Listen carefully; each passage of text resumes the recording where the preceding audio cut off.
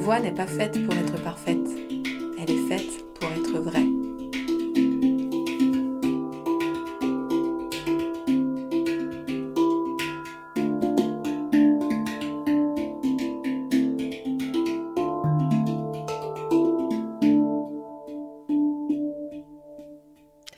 Imagine un espace où authenticité, conscience et relations vivantes se rencontrent. Bienvenue dans Les Voix authentiques, le podcast qui éveille ta voix intérieure, celle qui ressent, celle qui relie et celle qui rayonne. Je suis Emmanuelle, j'accompagne les entrepreneurs engagés à créer une communication alignée à leur essence, à oser leur voix et à ancrer leur présence en matérialisant leur univers en ligne. Et aujourd'hui, j'ai la joie d'accueillir Elliot Neal, coach en intelligence de genre Mars et Vénus, passionnée par le vivant et les relations humaines. Elle nous rappelle que toute vie naît d'une rencontre et que se comprendre est la plus belle manière de s'aimer. À travers son parcours marqué par une profonde reconnexion au vivant, elle œuvre chaque jour pour plus d'harmonie, de conscience et de reliance dans nos relations. Un échange vibrant et sincère où il est question de vie, d'amour et d'équilibre entre nos polarités, entre les polarités. Allez, on allume les voix authentiques. Bonjour Eliette, merci d'être parmi nous aujourd'hui.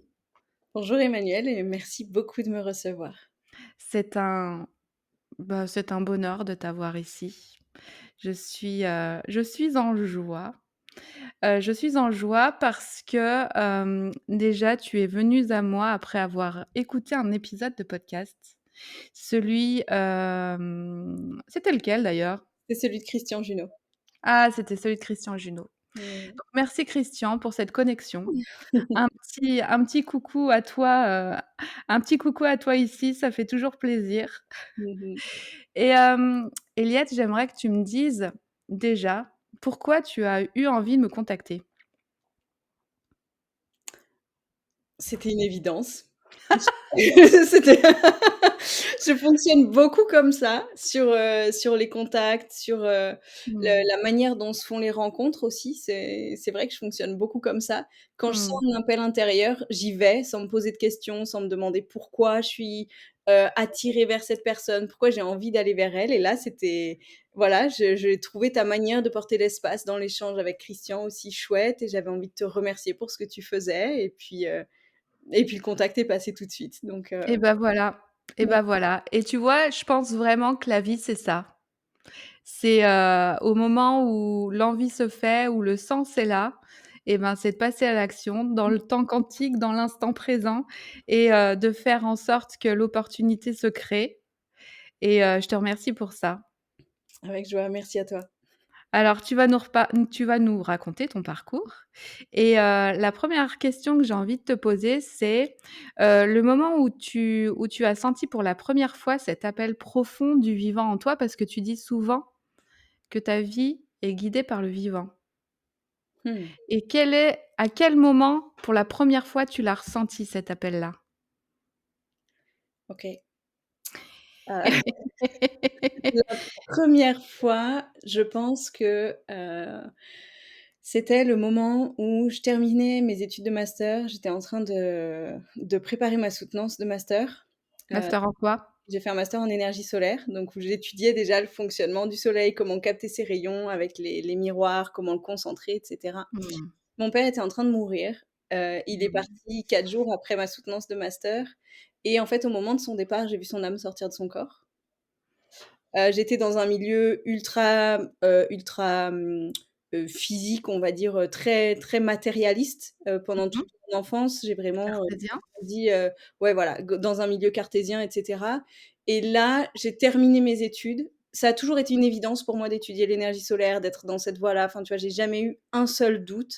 Je termine mes études, je vois ça et là, ça me genre, ça me met à plat, quoi. OK, je viens de perdre mon père, mais il y a autre chose, c'est pas juste C'est ça pas juste ça, ouais. et à ce moment-là, il y a eu une reconnexion profonde. C'est comme si c'était un cadeau immense de dire: «OK, maintenant ouvre les portes, va plus loin». Ce fut une naissance pour toi alors? Ah oui, ça c'est sûr. «Allez hop, vas-y, c'est fini les études, on avance». Donc ça, c'était un premier pas. Bon, après, tu as tout le deuil à digérer, toute Bien la sûr. partie physique à Mmh. gérer aussi, matérielle. Mmh. Et puis ça m'a amené petit à petit à une recherche intérieure, à une découverte de, OK, il y a la physique, mais qu'est-ce qu'il y a au-delà de la physique? Qu'est-ce qu'il y a au-delà du visible, en fait? Mmh. Alors, qu'est-ce qu'il y a au-delà du visible? Ouh, j'aurais l'impression de dire que je vois tout, j'ai juste, ouvert des petites portes. Et Mais c'est sûr que ces ouvertures de portes me servent aujourd'hui au quotidien, que ce mmh. soit dans les perceptions, que ce soit dans la compréhension de notre monde intérieur, hein, parce Mmh. qu'on a beau aller plonger dans notre matière, dans notre physicalité, de chercher les traumas, de comprendre, comment fonctionnent, tous nos schémas intérieurs et cetera. Même quand on va comprendre au niveau cellulaire ce qui se passe dans notre corps, ça reste de l'invisible. Bien sûr, bien sûr. Et du coup, ton parcours depuis cette renaissance-là, depuis cette découverte, ça a été l'exploration justement de ce champ de l'intelligence du vivant. Est-ce que tu peux nous expliquer quelles sont les expériences que tu as faites, les rencontres, ce qui t'a amené jusqu'ici finalement? Après du coup cette expérience-là, ce qui m'a amenée dans l'univers où je navigue aujourd'hui, Mmh. bah, ça a été la maternité. Ça a été, la réception quelque part de la présence de ma fille, de cette projection dans un monde intérieur qui grandit à l'intérieur d'un corps humain. Mmh.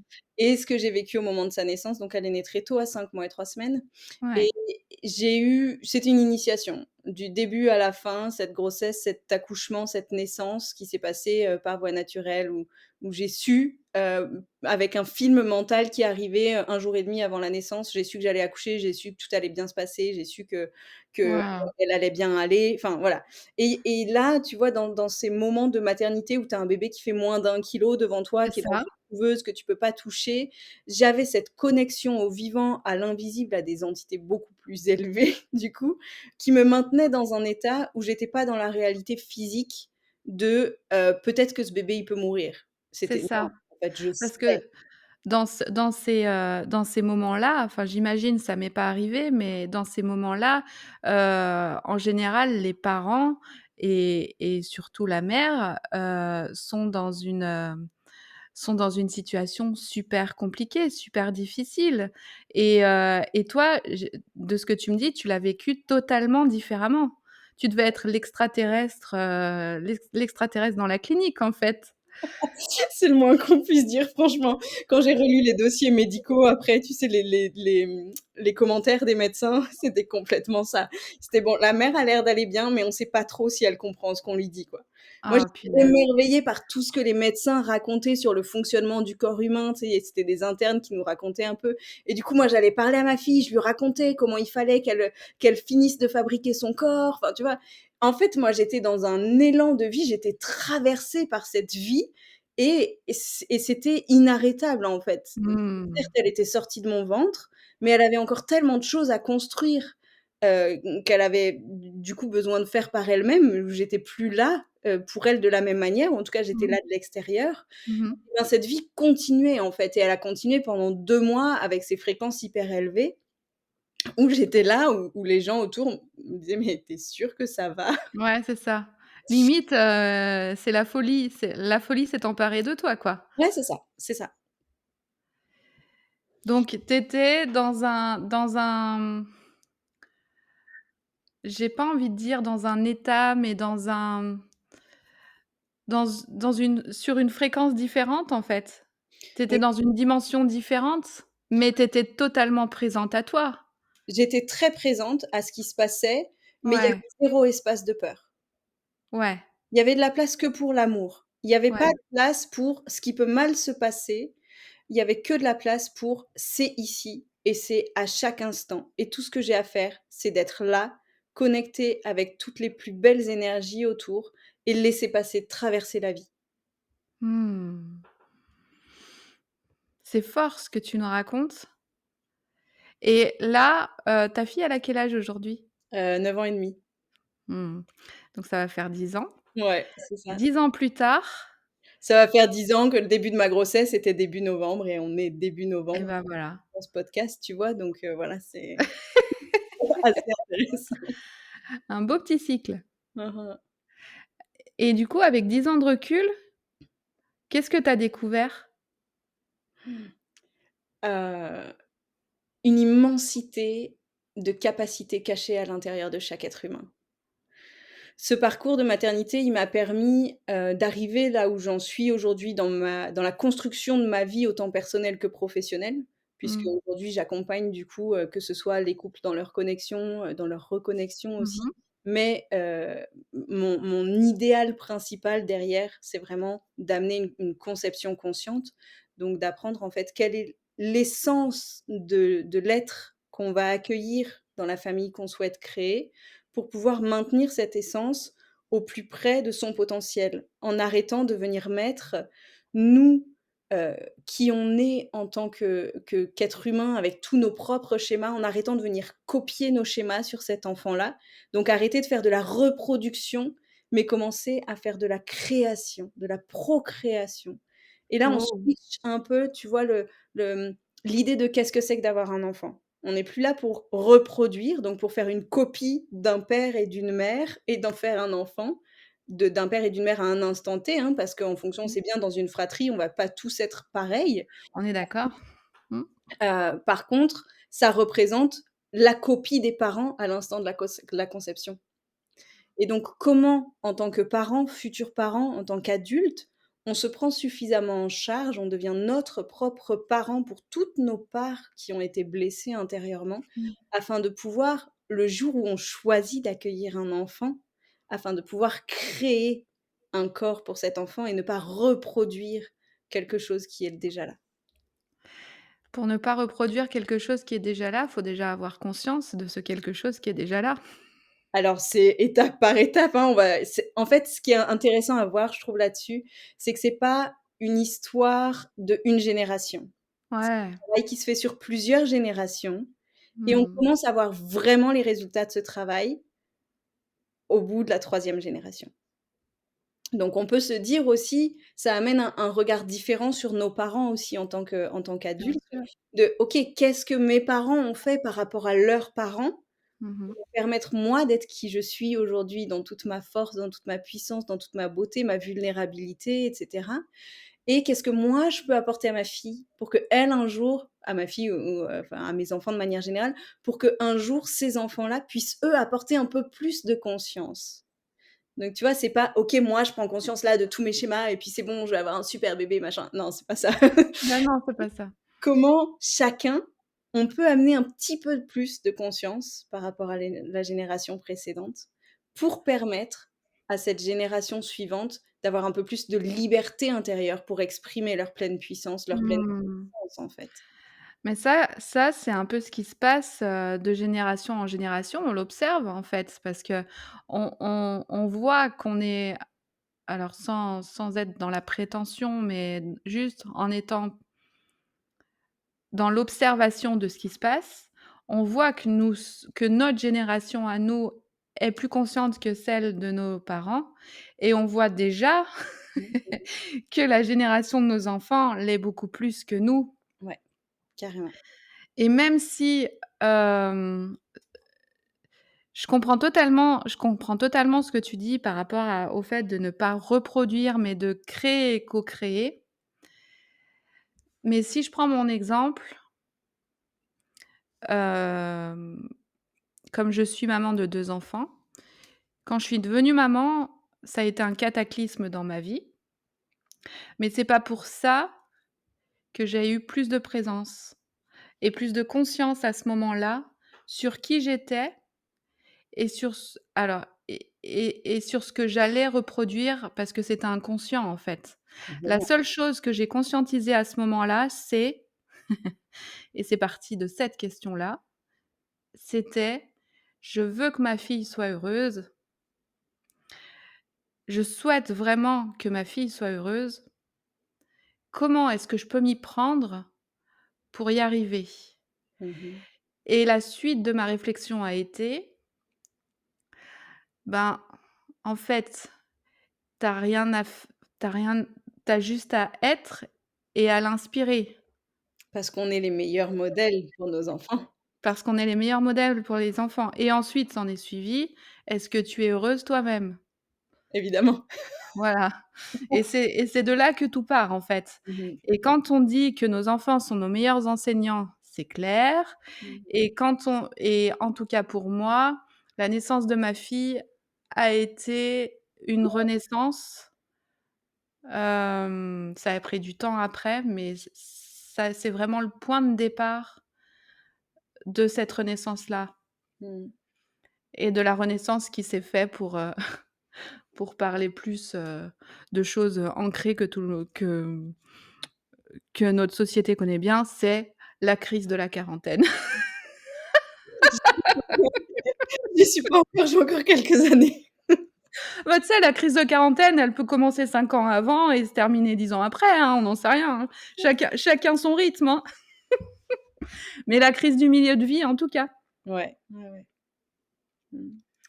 Et heu et c'est clair que, hem, c'est super important d'être dans cette conscience-là et d'accepter l'enfant qui arrive dans ce qu'il est, sans vouloir projeter sur lui ses peurs et ses schémas. Mais tout ça, ça suppose d'être en conscience de ça. Alors que moi, je sais qu'à ce à quand ma fille et quand mon fils, quand ils étaient petits, j'avais absolument pas conscience que je projetais mes peurs sur eux Mmh mh.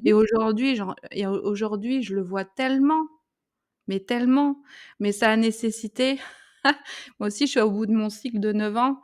Ça a nécessité, 50 thérapies, ça a nécessité un départ, de la fonction publique et une séparation. C'est mon histoire, hein, c'est juste mon histoire, mais ça a nécessité des grands chamboulements pour en arriver à ces prises de conscience-là, quoi. Comment tu l'expliques ça, d'ailleurs? Hem, pour moi, ça a été assez similaire, Mmh. où c'est vraiment la maternité qui m'a amenée aussi à ces prises de conscience-là et Mmh. cetera et c'est en voyant aujourd'hui l'impact de cette préparation en amont, en fait, pour comment on peut construire cette stabilité intérieure pour éviter de se prendre un raz-de-marée phénoménal au moment où on devient parent, en fait. C'est ça. Oui, et on peut l'expliquer aussi de cette manière-là et se dire I peu importe l'endroit où on va le prendre dans notre histoire, on a plein de portes, tu vois? Ouais. Que ce soit, à l'adolescence, quand toute l'énergie sexuelle se réveille dans notre corps, d'aller comprendre ce que c'est, comment la diriger, quoi en faire quand elle est là. Que ce Mmh. soit, avant d'être parent, quand on a des questionnements qui arrivent et qu'on se dit: «Bah, qu'est-ce qui existe? Qu'est-ce qu'il y a? Qu'est-ce que je peux faire pour me préparer?» Que ce soit une fois que tu es parent, que tu es dans un tsunami phénoménal à te dire: Non, je veux pas que ça m'arrive, je veux pas reproduire tout ce que mes parents ont fait. Pourquoi je me mets à réagir comme ça alors que c'est ce que j'ai toujours détesté que mes parents ont fait sur moi et en fait là je le reproduis, je ne veux pas ça. En Mmh. fait, tu vois, peu importe l'endroit où on va le prendre dans notre vie, on a toujours des moments pour venir prendre conscience. On a plein de portes différentes qui sont ces accès à notre essence, en fait, qui sont comment on revient dans notre propre essence en tant qu'être humain, dans notre rayonnement, dans notre alignement intérieur, là où en tant que femme, tu vois, si on commence à aborder un peu les polarités, là où en tant que femme, on va vraiment être là pour nourrir le monde entier, pour offrir. Mais avant d'offrir, il faut pouvoir recevoir. De qui est-ce que je reçois? Du divin, on peut lui donner les noms qu'on veut, Tous de les noms qu'on l'énergie veut, ouais. Mmh. ciel, de voilà, peu importe ce concept d'abondance permanente qui arrive intérieurement, de mon compagnon, de mes amis, de mes collègues, de peu importe d'où ça arrive dans la société ou dans notre vie, dans notre entourage, comment est-ce que je reçois en tant que femme, Mmh. pouvoir offrir ensuite au monde à l'extérieur. Et Mmh. évidemment, en tant que mère, offrir à mes enfants aussi le meilleur possible. Parce que si tu as pas de soutien, s'il y a aucun pilier, aucune énergie sur lequel tu peux t'appuyer autour de toi en tant que femme, bah, c'est vachement plus dur d'être là pour être nourrissante pour tes enfants, en fait. C'est clair. Et ça, on le voit en tant que maman séparée, que ce soit maman solo plein temps ou maman solo à temps partiel avec une double vie en parallèle, tu sais? C'est juste, OK, comment au quotidien je fais pour garder cet aspect nourricier de la mère qui est juste Mmh. tellement important et Mmh. à la fois et à la fois être moi épanouie et à la fois m'autoriser à recevoir de certains aspects. C'est un équilibre qui aujourd'hui dans la société dans laquelle on est un vrai challenge à trouver. Ah bah ça, je te le confirme. Mmh.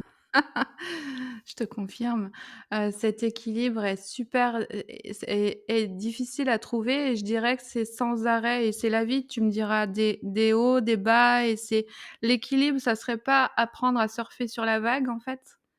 Ça serait pas juste apprendre à se laisser traverser par ce qui est, hem, quel que soit ce qui arrive de l'extérieur, mais essayer de garder le calme à l'intérieur quoi qu'il arrive?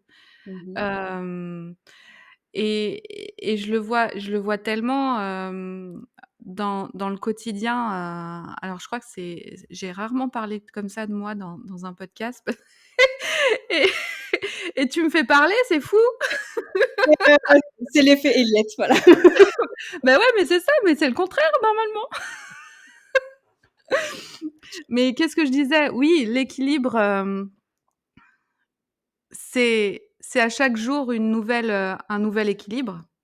Complètement, surtout en tant que femme et ça, c'est quelque chose qui est super beau à comprendre. En tant que femme, on a une nature cyclique et notre cycle, Mmh. il est sur la lune, donc il est sur 28 jours à peu près en fonction des femmes à quelques Mmh jours mh. près et on va avoir ces vagues à différents moments du cycle en fonction de nos hormones, donc de notre, physiologie au niveau de notre corps, comment il va fonctionner, comment on va savoir surfer ces vagues en effet, mais comment on va savoir aller chercher le soutien dont on a besoin pour pouvoir les surfer.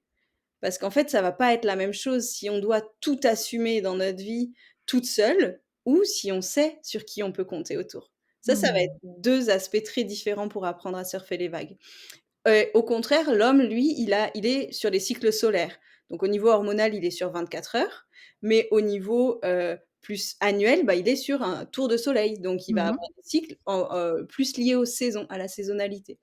Et c'est là que c'est super important de se trouver l'équilibre entre l'homme et la femme, de comprendre qu'on n'a pas les mêmes cycles, C'est ça, pouvoir s'appuyer l'un sur l'autre pour naviguer dans nos propres cycles. OK. Et là, je rebondis justement, puisque tu es coach en intelligence de genre Mars et Vénus.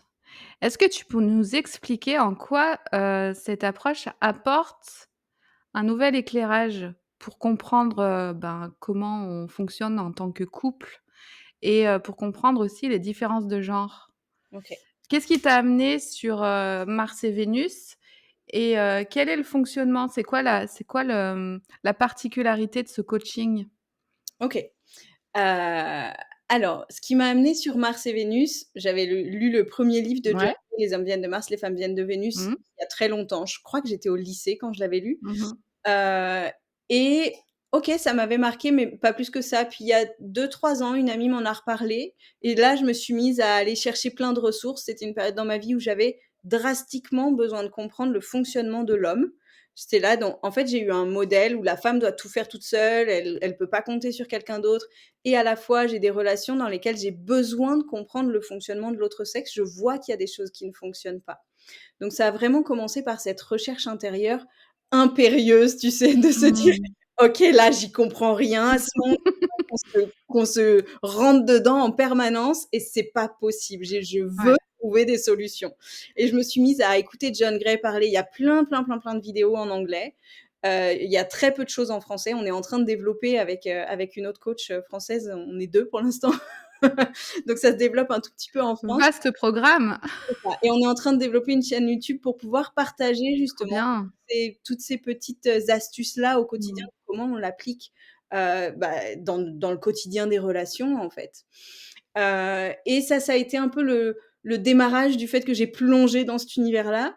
Ce que ça m'a apporté, c'est que je suis devenue bilingue. Tu sais, Ah vraiment bah, écoute, on a vraiment 2 langues différentes. ouais, bah, ça, On c'est peut sûr. dire ce qu'on veut, on ne pense pas de la même manière, ce qu'on dit n'a pas le même sens, vraiment et donc aujourd'hui, ce que j'adore dans les séances de couple, c'est de pouvoir traduire pour l'homme et pour la femme et tu vois, la semaine dernière, j'étais avec un couple sur un début de coaching et à un moment, je leur explique pas mal de choses et je leur dis: «Comment vous vous sentez?» et là, ils se mettent tous les 2 au fond de leur canapé, tu sais, puis ils me disent: «En fait, on se sent juste complètement cons». Et j'étais là: «Mais c'est pas le but, c'est juste» et tu vois, c'est juste tu as le mode d'emploi qui s'ouvre et tu es là: «Oh, OK, le mode d'emploi, c'est ça? On n'a Ouais, vraiment rien compris on l'un à a l'autre». vraiment rien compris. Donc tu vois, ce couple qui a tellement d'amour l'un pour l'autre, et c'est pareil pour quasiment tous les couples que j'accompagne, il y a toujours Ouais. un moment où tu es là: «Oh, c'est ça la traduction de ce truc-là que j'ai jamais compris comme ça». Mmh. Donc voilà, c'est toute cette traduction des 2 univers, si tu veux, qui moi m'a absolument passionnée. De Mmh. comprendre aussi, le stress au niveau hormonal. Enfin, tu vois, dans la société d'aujourd'hui, on est soumis à 70 du temps à des taux de cortisol élevés. Donc le cortisol, c'est l'hormone du stress qui est la plus Au importante secours. pour nous. Donc on Mmh. n'est plus en train de vivre, on est en train de survivre et moi, je suis vraiment partie de cette compréhension-là avec, en écho à cette hormone de stress, comment les femmes réagissent au niveau hormonal, comment les hommes réagissent au niveau hormonal et à quel endroit on fait des ponts pour se comprendre. Parce que nos réactions en cas de stress sont opposées et on veut toujours offrir notre meilleure solution à l'autre. Donc on va toujours offrir quelque chose qui, en fait, va faire exploser le stress, les tensions, la colère et cetera encore plus. Donc c'est vraiment cette approche-là de comment on arrive à écouter l'autre dans son propre langage, avec ce dont il a besoin au moment où il en a besoin. Et en tant que femme, comment est-ce que j'arrive à exprimer ce dont j'ai besoin au moment où j'en ai besoin? Et pour une femme, exprimer ses besoins, demander de l'aide, c'est les choses qui sont parmi les plus difficiles parce qu'entre femmes, on a cette espèce d'intuition qui sait quand l'autre a besoin de soutien, qui sait quand l'autre Punaise! veut que je fasse ça. Je suis pas toute seule alors. Mais non, c'est juste les femmes qui fonctionnent comme ça. Oh mon Dieu. On n'a pas ça. Donc on ne peut pas demander à un homme d'avoir ça pour nous. C'est à nous, en tant que femmes, d'apprendre à l'exprimer. Exactement. Et ça, c'est un des points clés vraiment, vraiment, vraiment sur les échanges et les différences entre hommes et femmes. Heu, il y a Donc la femme qui a du mal à exprimer ses besoins et à et demander l'homme, et l'homme, il a besoin de reconnaissance. il a besoin de reconnaissance. Il a besoin de reconnaissance dans toutes les petites tâches. Plus ça va être quelque chose de petit et à nos yeux de femmes insignifiant, plus il va avoir besoin de reconnaissance. Parce que c'est son carburant, la reconnaissance. Et tu sais, on a tendance à dire: «Ah, c'est bon, il a vidé le lave-vaisselle, je sais pas, enfin, ça va quoi, moi je le fais tous les jours». Tu vois? Mmh. Ce genre de Mmh. Mmh. phrases-là que toutes les femmes ont en tête Mmh. pour le moindre petit truc.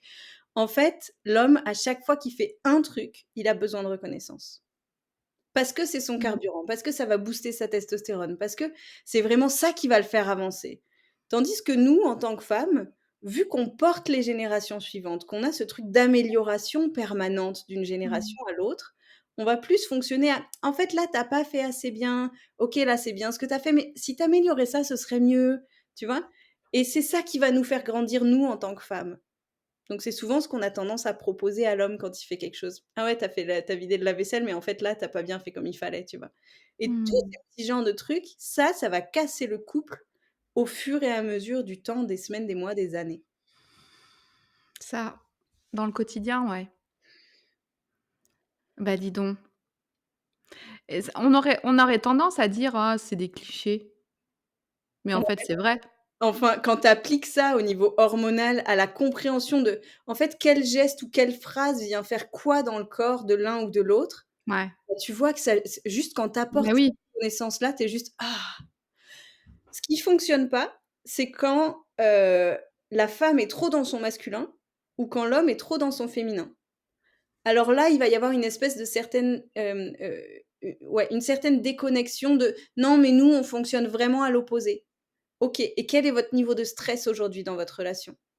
Et revenir à la réalité hormonale de notre corps physique, honorer le corps dans lequel on est arrivé sur terre, dans lequel on est dans cette incarnation, tu vois? Et aller réapprendre en fait Mmh. cette connexion à nos hormones. En fait, tu ramènes tout au corps. Tout est ramené au corps C'est ça. et alors qu'aujourd'hui, on est totalement dans notre mental et notre corps est complètement, à côté, en fait. Mmh mh. Mmh. Il est pas du tout dans il est on parle pas de comment dire? de notre entièreté, on c'est le mental qui prend toute la place. On a tendance à aller déconnecter toutes les parties de notre être, tu vois? Autant avec tout ce qui se passe au niveau de la spiritualité où moi je me suis un peu, je dirais entre guillemets «perdue» dans un monde spirituel pendant quelques années, tu vois? De dire: Mmh mh. Mmh. «Non, non, il y a que le vibratoire, il y a que le Mmh. spirituel qui compte». Bah non, en fait, tu es dans la matière, Bah faut oui, avoir un salaire, faut manger, faut en c'est fait, ça. tu es venue dans un corps dans la matière et quand tu vois, les corps, c'est un peu comme des poupées russes, tu as le corps physique, tu as le corps émotionnel, tu as le corps mental, tu as le corps astral, tu as le corps causal et cetera et cetera. Mmh. Mmh. Donc dans tous ces corps-là, il y a une connexion entre chacun et si ça déconne au niveau du corps physique, c'est le dernier maillon. Donc oui, on va aller chercher au-dessus, dans les émotions. Donc oui, on va aller chercher dans le mental.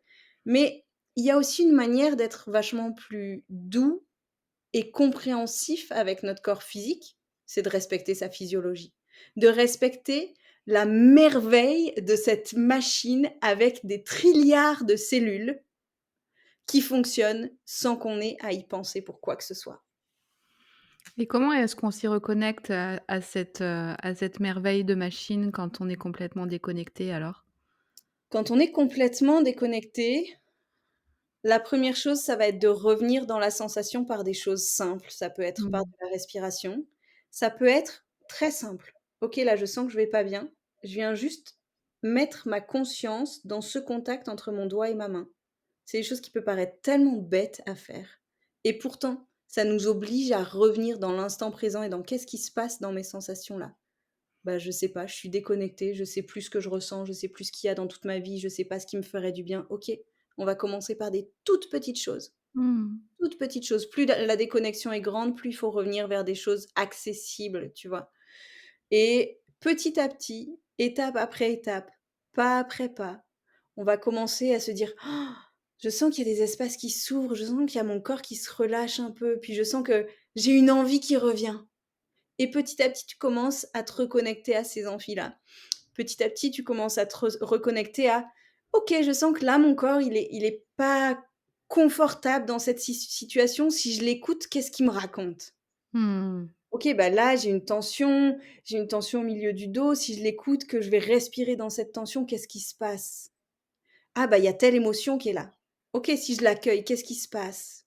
OK, bah, je vais voir quelle est le la situation à l'origine qui là vient plutôt du plan mental du coup et donc tu remets du D'accord. lien entre tous les corps, entre tous les plans. OK. Alors juste un contact. La simplicité, hein, finalement. C'est ça, On revient à la simplicité. ouais.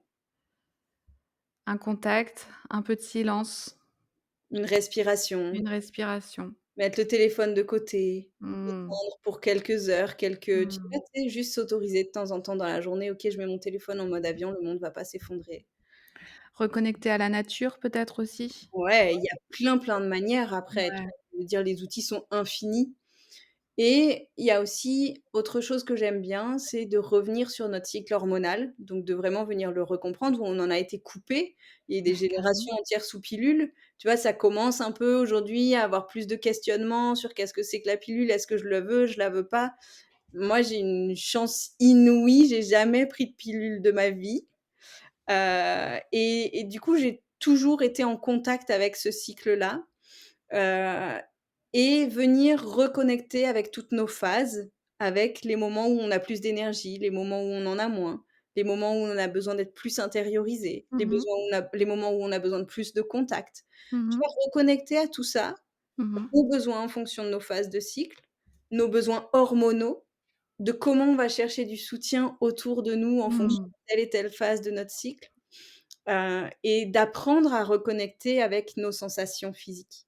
Mmh. Déjà, quand on arrive là, tu as fait un sacré bon bout de chemin. Ouais et ta devise, si je me trompe pas, c'est: «Œuvrer pour le vivant et l'harmonie». Mmh mh. Dans tes accompagnements, comment ça se traduit ça? Œuvrer pour le vivant et l'harmonie pour qu'un couple soit harmonieux, c'est important déjà que chacun soit harmonieux en lui. Donc dans tes accompagnements de couple, comment est-ce que tu fonctionnes, pour leur permettre de retrouver l'harmonie entre eux? Alors, tu l'as super bien, dit. Là, avant d'avoir de l'harmonie dans le couple, il faut avoir Mmh. de l'harmonie à l'intérieur de soi. Mmh. Cette harmonie à l'intérieur de soi, elle va passer par comment je comprends les polarités qui sont en moi. Mmh. Tout le monde a du masculin, du féminin. Ils vont pas s'exprimer au même endroit. Tous nos centres, donc tous nos chakras, si on regarde l'homme et la femme face à face, tous nos chakras vont avoir des polarités inversées. Donc au niveau sexuel, la femme est réceptive, l'homme est émissif. Au niveau émotionnel, c'est l'inverse, la femme est émissive, l'homme est réceptif. C'est pour ça que les hommes ont autant de mal à nommer leurs émotions et que les femmes peuvent être aussi blessantes sur le plan émotionnel. Et cetera, et cetera. On inverse les polarités à chaque fois qu'on change de chakra ou de centre énergétique. Et du coup, ça va être d'abord d'aller ressentir en soi où sont ces polarités, comment les harmoniser en soi. Et ensuite, une fois qu'on trouve cette harmonie en soi, on peut la travailler aussi dans le couple. Donc tu les accompagnes pour retrouver ces polarités en chacun d'eux, en fait, Mmh. d'abord? C'est ça. Sachant Mmh. que dans tous les accompagnements de couple, il y a du couple, mais il y a de De l'individuel. l'individuel. On ne voit pas que en couple, les Bah, couples. oui, oui, Parce qu'on travaille toujours sur chacun, parce que chacun a besoin d'un espace mmh, pour être vraiment écouté, bien surtout sûr. dans un espace où, bah, oui, il y a un peu de tension, là, en fait, moi, je Mmh, me sens pas comprise. Et ben, dans un espace de couple, ça peut aussi être trop confrontant à dire. Donc il y a des mmh, besoins que chacun travaille sur lui, sur lui, sur elle, sur ses propres espaces intérieurs. Et OK, une fois qu'on sait où on en est intérieurement, comment est-ce qu'on construit ensemble ce vers quoi on a envie d'aller? mmh. Dans quelle direction on se rejoint l'un et l'autre pour construire?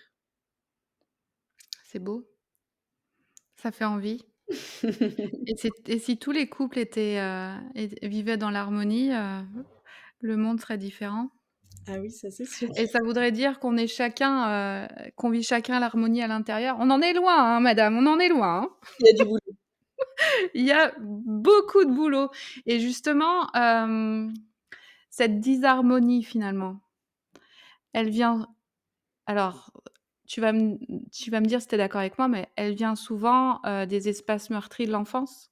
Complètement, complètement. Hem, Comment nos blessures d'enfants aujourd'hui, elles peuvent influencer nos relations d'adultes et nos vies d'adultes?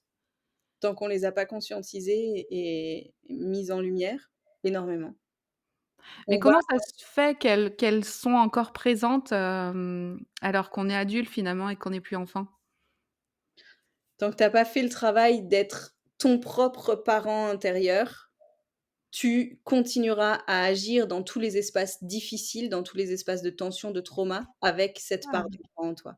Avec cette part Il y d'enfant. a il y a une Mmh. image que j'aime, beaucoup partager dans tout le cheminement que j'ai eu pour comprendre l'incarnation de l'âme, notre rôle en tant que parent et cetera. C'est vraiment de avant l'incarnation, il y a cette essence, il y a l'âme qui Mmh. va venir s'incarner, passer par tout ce cheminement-là, la rencontre du couple, la conception et cetera. Et cette essence, elle vient s'attacher au niveau de notre poitrine, au centre de notre poitrine, au niveau du chakra du cœur. Et en fait, tout au long de notre enfance, à chaque fois qu'on va être blessé, on va vouloir la protéger, cette essence. Parce que c'est ce qu'il y a de plus important. Et donc, dit: «Ouais, OK, les garçons, ils peuvent pas pleurer». Bon, bah, OK, garçon, j'ai pas le droit de pleurer. Donc à chaque fois que j'ai une émotion qui vient, ben, je la cache et elle doit pas sortir, tu vois? Et tous ces trucs-là, de: «OK, si j'agis comme ça, je ne suis pas assez bien. Si Mmh. j'agis comme ça, je ne serai pas aimé. Donc c'est dangereux de pas être aimé. Donc je vais cacher ça.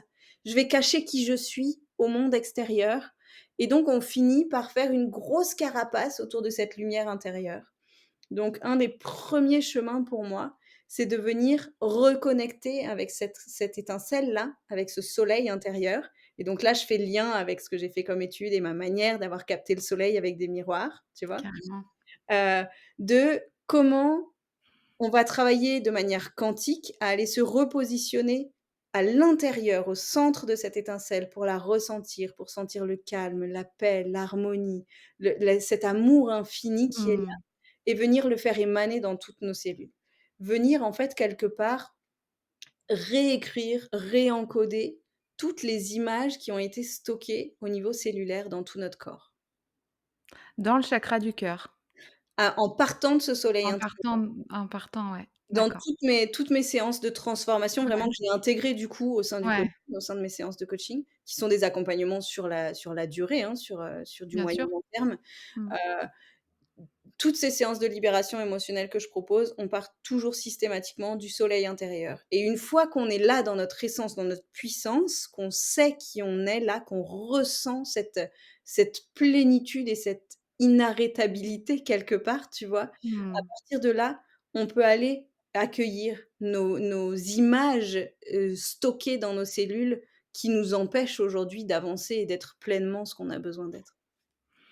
Merci. Merci beaucoup pour tes mots. Moi, ils me font ça résonne beaucoup et ça vient vibrer à l'intérieur, hein. Et Ouais. j'espère que pour les auditeurs, ce sera la même chose. Hem, j'ai encore quelques questions parce qu'on a parlé des dysfonctionnements du couple, mais finalement, quand 2 êtres se rencontrent vraiment, il y a quelque chose de plus grand qui peut naître. Mmh mh. Et pour toi, qu'est-ce qu'un couple conscient? Qu'est-ce qu'un couple qui est relié au vivant et relié finalement à l'amour?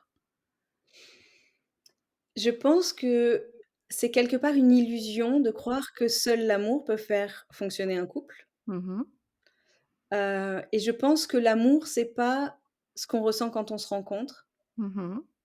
que l'amour, il se construit et qui grandit à chaque pas qu'on va faire ensemble sur le chemin. À chaque pas où on va se connaître un petit peu mieux dans notre vérité, dans notre authenticité, dans la réalité de tout notre être, qui va faire qu'on va construire cet amour ensemble, que peu importe là où l'autre est blessé, peu importe là où ça va pas pour toi, on va se retrouver parce qu'on va avancer ensemble comme une équipe. On devient des partenaires et c'est plus juste: «OK, il y a eu une connexion, c'est magnifique» et cetera. Des connexions d'âme, on peut en avoir avec plein de gens. Ouais. Libre à nous de savoir ce qu'on en fait. Et là, trop souvent, on se trompe, on se laisse embarquer dans toutes ces belles histoires d'âmes jumelles, de trucs et de machins. En fait, on a ces connexions d'âme avec plein de gens, basiquement, avec toutes les âmes avec lesquelles on a déjà travaillé dans d'autres vies, tu vois? Et donc, c'est un peu comment revenir les pieds sur terre quelque part, de voir: «OK, on se rend compte, ça paraît tout beau, tout joli, on va y aller. Où est-ce qu'on est compatibles? Où est-ce que tes comportements sont OK avec ce que j'attends, moi, d'une relation, ce que je recherche?»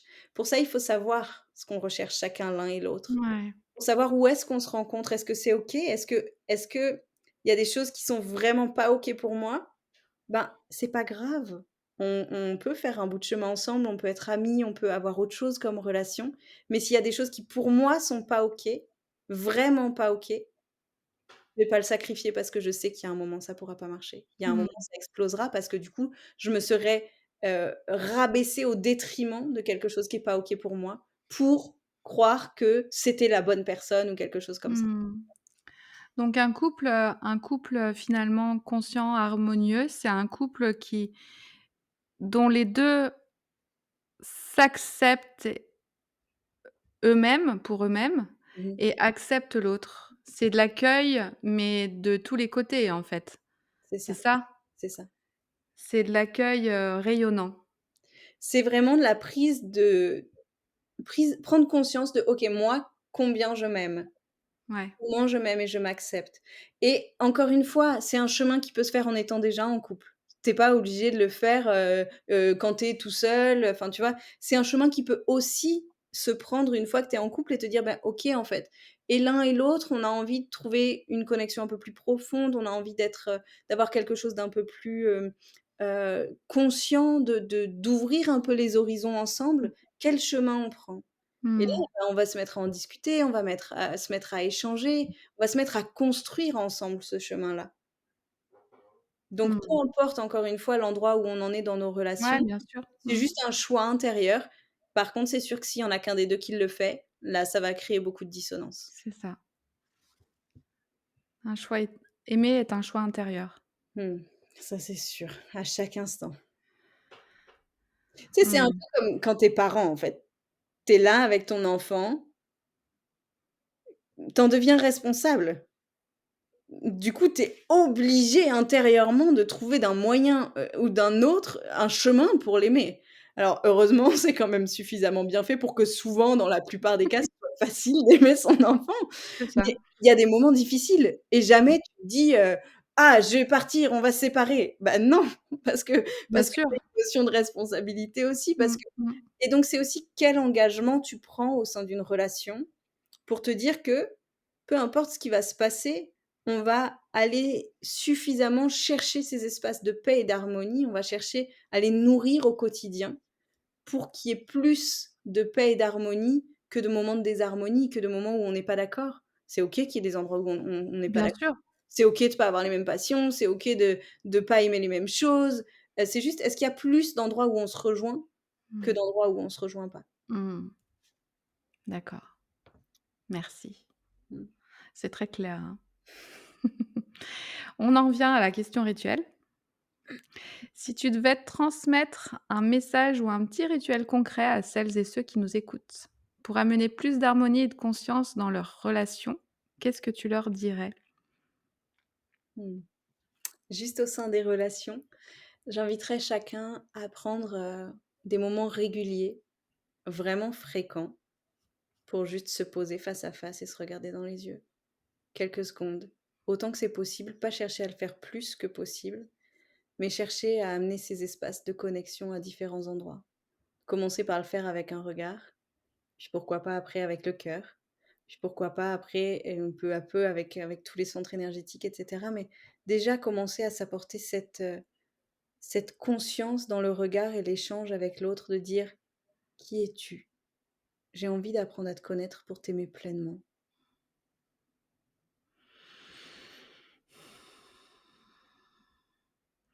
Je peux pas faire autre chose qu'un silence après ça. Il a été court. Mmh. On arrive à la fin de l'épisode. Comment tu le nommerais cet épisode? Waouh! J'avais pas pensé, Ah! La question piège. ouvertement pour Après l'épisode. la question rituelle, c'est la question piège. C'est ça, pourtant je me souviens l'avoir entendu. Il y a pas d'obligation, hein. Tu te souviens de m'avoir entendu te poser la question? C'est ça, ça me revient là tout d'un coup. Eh ben voilà! Comment je nommerais cet épisode? Franchement, c'est pas mon fort de donner des noms. Alors Moi, je je te bah, laisse. moi, j'ai une idée. OK, Parce qu'en général, j'ai mon stylo et quand j'entends quelque chose qui me tilte, je le note OK. et là, j'ai noté: «Aimer est un choix intérieur» Mmh. et aimer est un choix conscient et intérieur. J'aime bien aimer est un choix intérieur. Aimer est un choix intérieur. Ça tournera autour de ça. OK. Ça te J'aime. va? Ah ouais, c'est nickel. Ça correspond. Mmh En mh. tout cas, merci beaucoup pour ton partage, pour tes mots, qui étaient très ancrés et en même temps, pleins d'amour. Mmh. Merci beaucoup pour ta présence. Merci Emmanuel, merci pour tout ce que tu fais et tout ce que tu partages. Merci beaucoup de m'avoir, reçue ici aujourd'hui. Avec grand plaisir. J'espère que cet échange avec Eliette t'a inspiré à remettre plus de conscience, plus d'amour et d'harmonie dans tes relations, à oser des liens vivants, vrais et profondément humains. Tu trouveras le lien vers son univers et ses accompagnements en description de l'épisode.